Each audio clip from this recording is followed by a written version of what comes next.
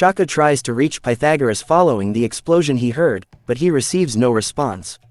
He sends a Kamiko to search the tower, but someone takes it out, cutting off the security image. Luffy realizes that the communication device he is wearing does not operate any longer, as if all communications have been cut off. Zoro says, "What's up, Luffy?" Luffy asks Shaka if something wrong with the communication, and says everyone's voice cut off suddenly. Throughout the labaface, everyone is searching for Dr. Vegapunk. In Tower A Floor 3, Nami and Brook are traveling with Edison. Nami gets sidetracked by diamonds. Edison says, "Hey, aren't you being a bit forward? Most just say they're pretty." Brook says there is no harm in it, right? Everyone is evacuating after all. Edison says, "You are not wrong there, but I still reckon you folks have got a screw loose."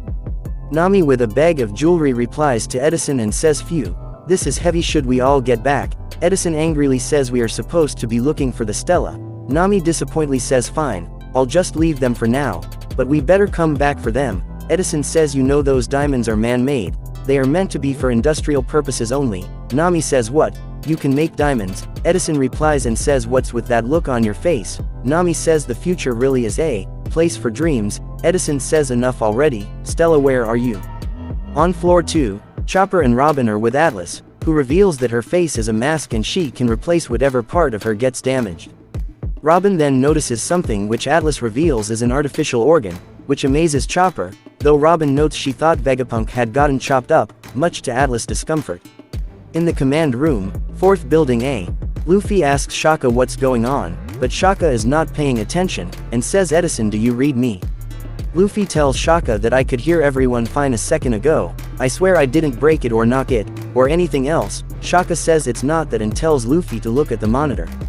Shaka says the camera feeds, they are going out one after another. Luffy is confused of what Shaka is saying. Shaka tells Luffy that there is someone in the lab. Luffy is shocked and says, "What?"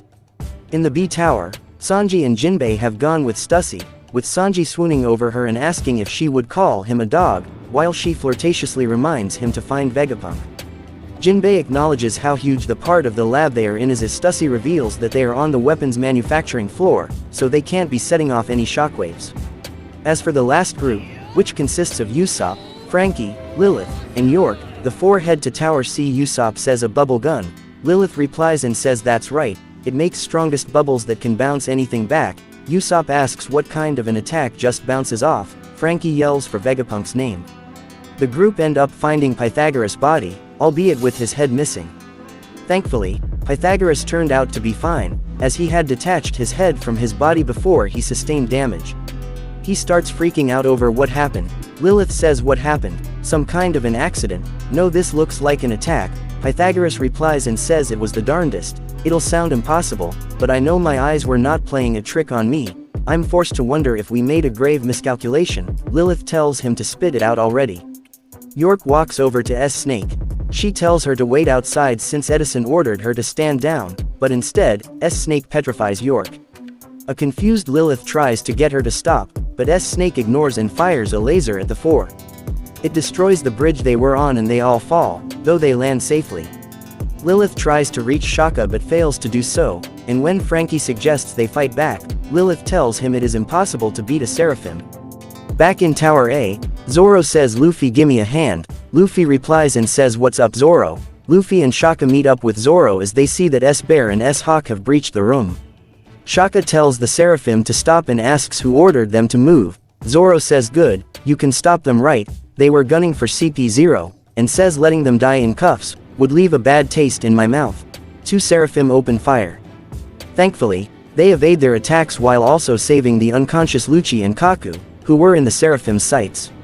Shaka says if they won't take my orders, then they may already be acting on Vegapunk's command. Between the communication blackout and barrier closing us in, this is beginning to seem like an elaborate plan. He also realizes that someone is trying to kill everyone by trapping them and cutting off communications, and that they set up this situation very carefully.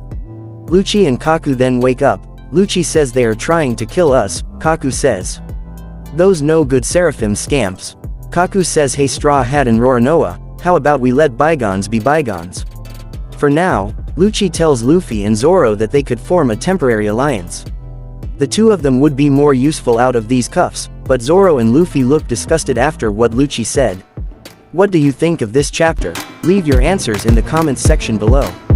And I would really appreciate it if you press that subscribe button.